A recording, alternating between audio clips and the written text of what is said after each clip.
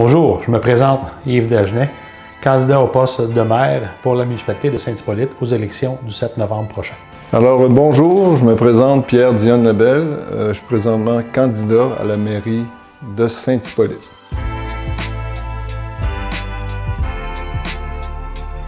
Je vous dirais qu'à Saint-Hippolyte, la priorité numéro 1 a toujours été l'environnement. D'ailleurs, notre devise « Belle naturelle » le représente très bien. Et je vous dirais qu'on travaille avec nos associations de lacs afin de conserver le caractère rural et champêtre de notre municipalité.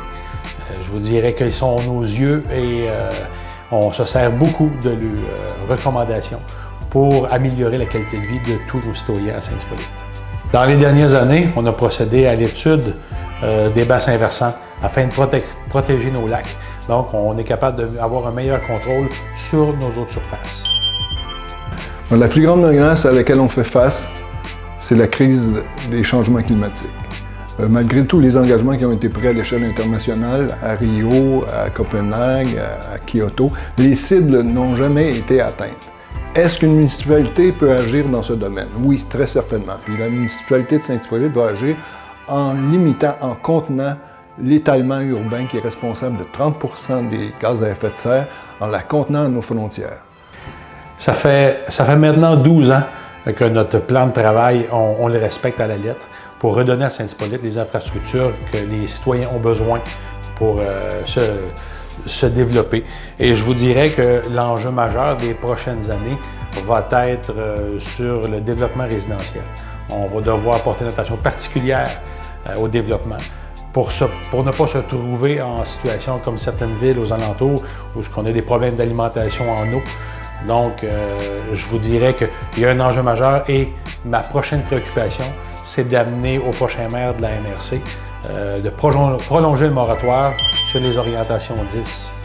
Sur la question de l'urbanisme, on a présentement le schéma d'aménagement de la MRC, de même que le règlement municipal de Saint-Hippolyte, le règlement d'urbanisme, qui prévoit l'affectation des sols sur faible intensité. Ce que ça veut dire, c'est que le développement de notre municipalité ne se fera pas à coup de tours de condos, d'éco-quartiers comme celui prévu à Saint-Jérôme. Ça n'aura pas lieu chez nous. On va respecter les normes qu'on s'est données pour faire en sorte que protéger la qualité de vie des gens qui demeurent à Saint-Hippolyte.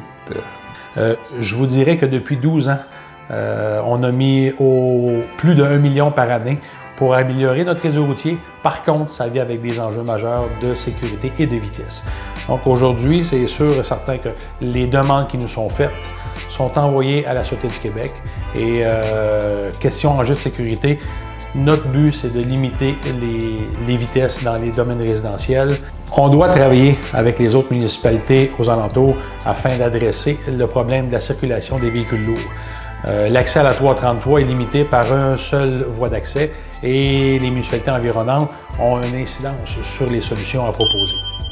Concernant la sécurité routière, je suis à l'écoute des citoyens et plusieurs me font part de leur crainte maintenant de circuler sur les routes avec la présence de camions lourds, avec la vitesse excessive de plusieurs automobilistes. Ce que j'entends faire, c'est de reviser avec l'ensemble des citoyens, mais par secteur, les limites de vitesse, de faciliter aussi l'installation de dos d'âne, de corridors de protection pour les enfants, faire en sorte que ce soit vraiment le reflet des préoccupations de chaque secteur de notre vaste municipalité. Ben, je vous dirais que dernièrement, ma dernière sortie en forêt, ce fut chez moi, sur la montagne que j'ai en arrière de chez moi, où j'ai été en mesure de constater la beauté des feuilles et du paysage d'automne.